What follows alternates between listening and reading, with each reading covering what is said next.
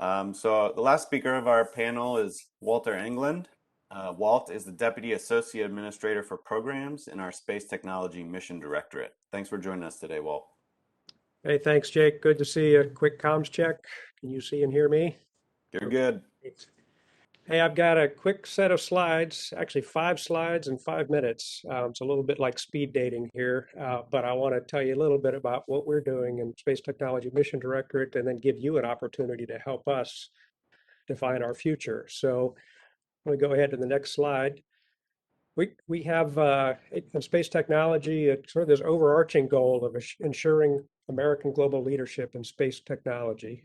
And as part of that, we have 4 strategic thrusts, which are identified in the bar in color there with the 4 colors. So rapid, safe, efficient space transportation, which we call GO, expanded access to diverse surface destinations, which we refer to as land, sustainable living and working further from Earth, which is LIVE, and transformative missions and discoveries, which is our explore thrust. So in 4 short words, that's the STMD strategy: go, land, live, and explore.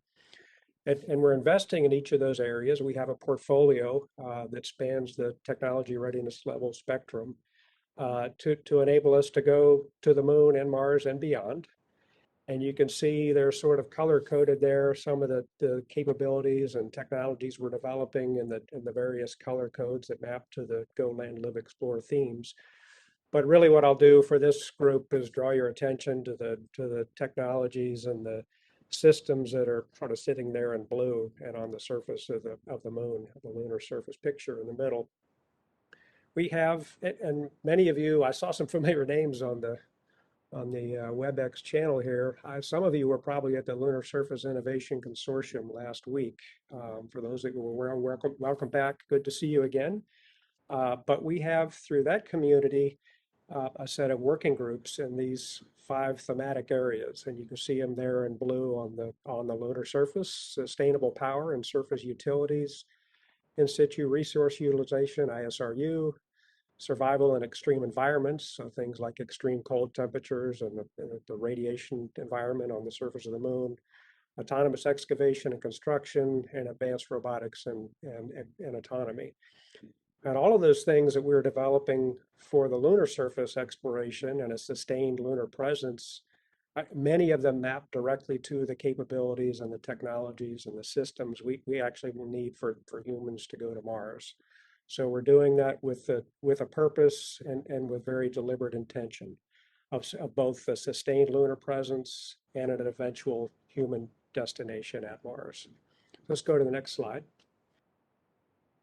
So these are very dense word charts. I do not expect you to read them, and I'm happy to leave them behind because I really do want you to understand our strategy and the opportunity that I'm going to offer up here in just a minute.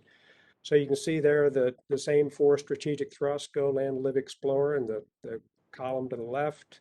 And if you go all the way over to the right, we have a set of primary capabilities. There are 18 primary capability sets that we've mapped into those 4 strategic thrusts. And our principal technologists and system capability leads are responsible for defining the capabilities and the technologies that will enable those capabilities. And then in that wide band column in the center, the outcomes are the things that really the end state. So for example, we're developing nuclear technologies for fast transits to and from Mars. So that would be an obvious human Mars exploration technology, or precision landing capabilities for precise targeting and hazard avoidance when we put payloads down in specific places on the moon. So each of those capabilities have a set of strategic outcomes. We go to the next slide, and I'll show you, or I'll talk very briefly about some of the things we're doing right now, investments we are making right now in each of those 4 strategic themes: go, land, live, explore. In the GO thrust, we're developing advanced propulsion capabilities, including nuclear and electric propulsion. We're actually working very closely with our science mission director friends on an engine, Talos chemical propulsion engine, that's going to fly on one of the first CLIPS landers on Astrobotic's Peregrine lander. In the land thrust, we've developed and continue to develop a lot of entry, descent, and landing technologies. We flew terrain relative navigation on the Mars Perseverance landing last year.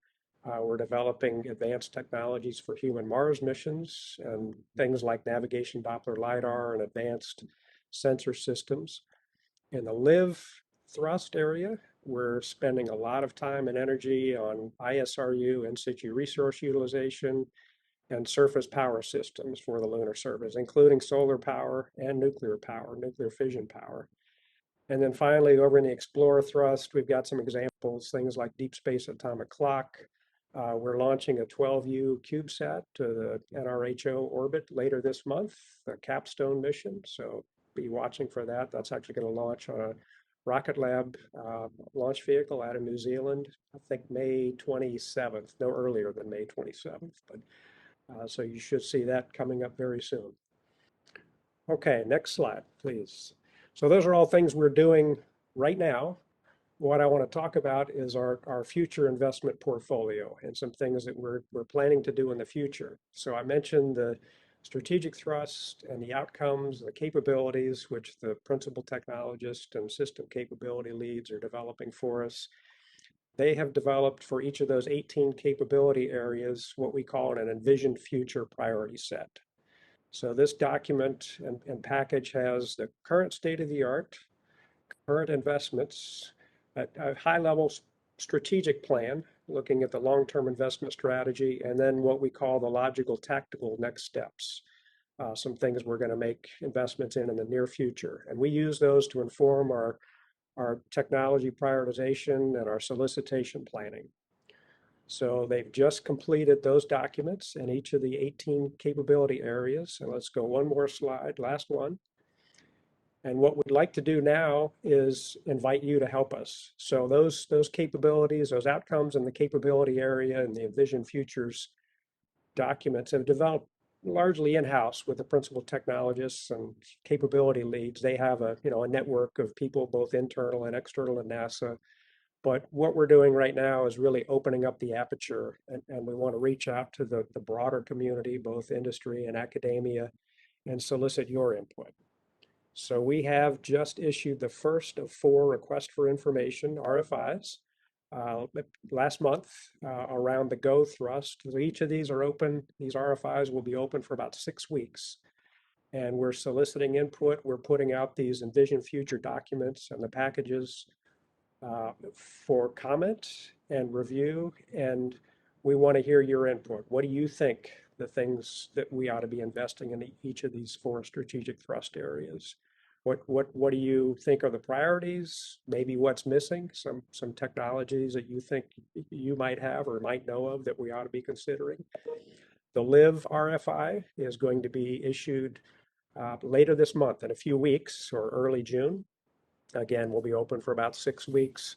And then later in the summer and early fall, we'll go out with Land and Explore. We didn't want to do them all on top of each other, so we give the community time to respond and react to each of them. And then in the fall, we will integrate all that and use that as essentially our roadmap for future technology prioritization, solicitations, and investments. So with that, I will stop, and maybe we'll take a little time and have a dialogue with the rest of my friends here. Thank you. Thanks, Walt.